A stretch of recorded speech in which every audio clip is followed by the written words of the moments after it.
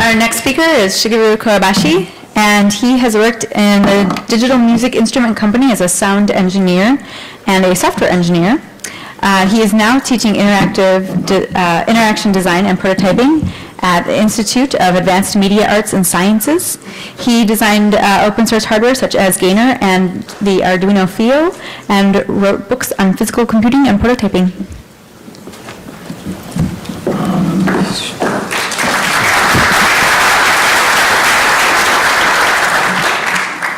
So I'm really happy to be here. So let me start with a brief self-introduction. So I worked for a digital musical instrument company. So I'm teaching at a small public school on the design and media arts. And I developed open source toolkits for physical computing such as Gainer and Funnel. So this is a Gainer released in 2006. So I'm designed to use with a breadboard, jumper wires, and various components. So, and been writing article about prototyping for the Make magazine in Japanese regularly.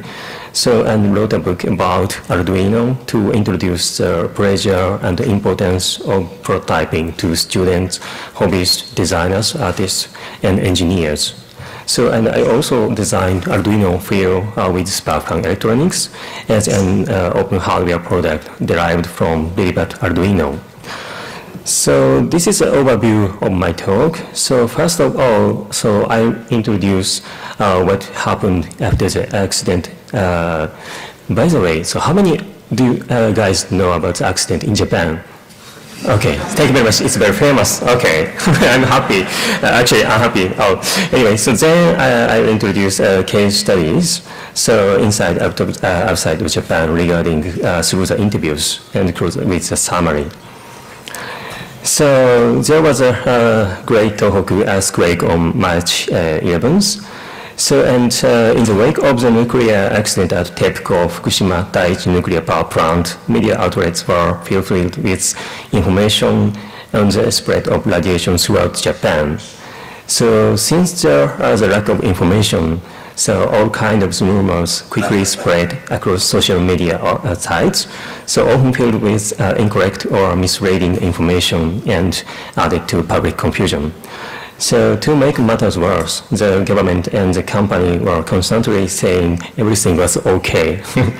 So when it was obvious that it wasn't. So the extent of the damage was only disclosed 3 months later. So after the accident, there have been huge needs of radiation monitoring equipment such as Geiger counters. So, and several open hardware developers responded immediately. So, and recently, several developers in Japan productized affordable Geiger counters.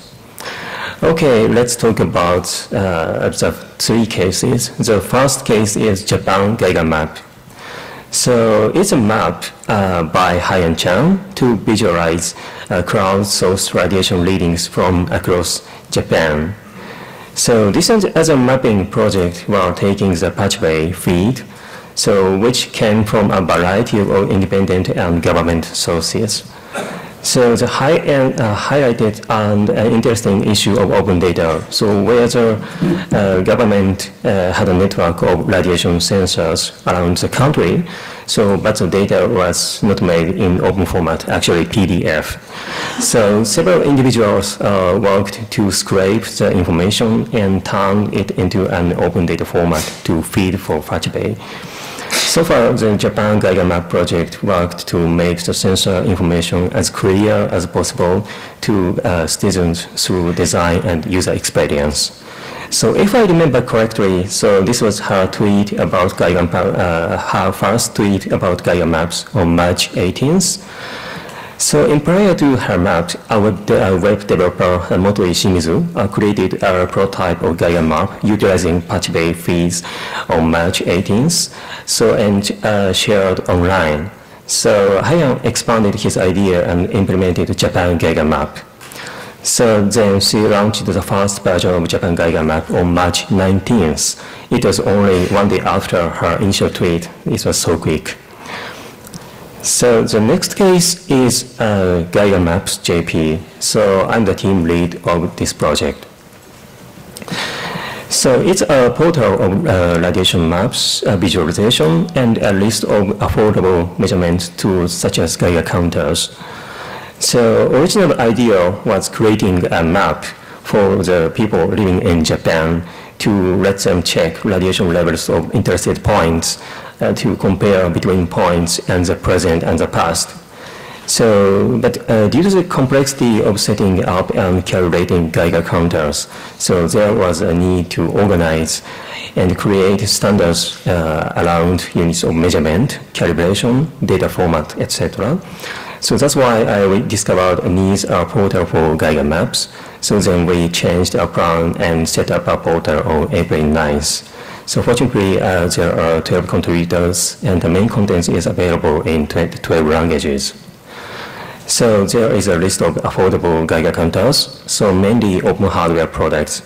So this is a Geiger counter by Sparkfun. It was already available when the accident occurs. So, and I wrote sketches for processing and Arduino, then published on the blog about 10 days after the accident. So, and several people started monitoring and sharing in response to the article. So, this is a Geiger counter tweak by Seed Studio. So this is radiation sensor board by Liberium. These two are also open hardware, so developed and released after the accidents immediately. So, and this is a little bit different one, Pocket Geiger counter kit. Oops, sorry. So actually this one. So it's developed by radiationwatch.org. So this project is supported by volunteer engineers and designers inside outside Japan. So, and the survey meters have been fabricated in a factory survived in the disaster. So they keep this as a cross-source project at current moment to make this sustainable. So I think this is a reasonable approach at current moment, maybe a source of discussion. So, and this is another, what is called open source licensed Geiger counter. So, and there are tutorials about feeding sensor readings to patch bay and the tool to set up feed quickly. So, and also interviews of key players such as Hyan-chan. So, and also a Geiger map by original members like this. So, and the last case is Self-CAS Tokyo Hackerspace. So it's a volunteer group doing monitoring, mapping, and visualization to public safety applications.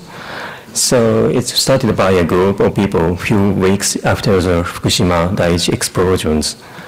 So the initial idea was to scrape public websites for data and aggregate it into one place. Oh, thank you. So later on, Tokyo Hackerspace get involved and the scope was expanded to crowdsource radiation monitoring, so mobile data collection and stationary sensor networks. And they proposed at Kickstarter.com and funded successfully. So, and Keio University and various communications carriers are also getting involved as well. So this is a map by SafeCAS. The map covers over 1 million points, both stationary and mobile sensor nodes.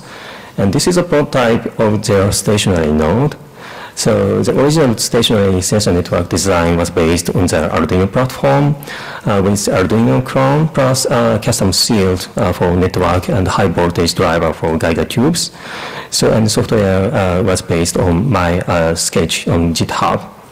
So this is the original one, and with network PCB, so, and with Wi-Fi. So this is a final prototype and deployed 35 units. So, and mobile node is also based on the Arduino with custom shield with GPS, SD card slot, and Geiger counter driver. So the device gets mounted on the car, so, and the data get into the SD card and then gets uploaded and mapped. So there are also close to 1 million data points now. So this is a fast prototype and in production. So the enclosures and example of a node that is mounted on the vehicle. So with using the Arduino platform allows them to learn a lot and also to build out of the hardware very quickly. So they had working hardware and custom PCBs about 1.5 weeks after they started. So 35 stationary nodes and 20 mobile nodes. So, and they are designing the next version with the Geiger counters Linux-based to add more features. So the main, so they have 2 big challenges. The main one is getting enough money to buy the hardware to build everything now. So now getting better. So and the second one is the diversity of domain knowledge required to do all of this: hardware design, firmware, protocol stacks, web design, database admin, so and visualization. So. Okay, so this is a summary of my presentation. So with utilizing open hardware, we can develop prototypes of radiation monitoring tools in the short term. So and online web services such as PatchPay are helpful to share data. So, and since the 4 activities and projects are extremely cross-domain, so it's difficult to manage and execute quickly. So, but there will be many possibilities of open hardware for daily life and serious situations such as disasters. Okay, thank you very much.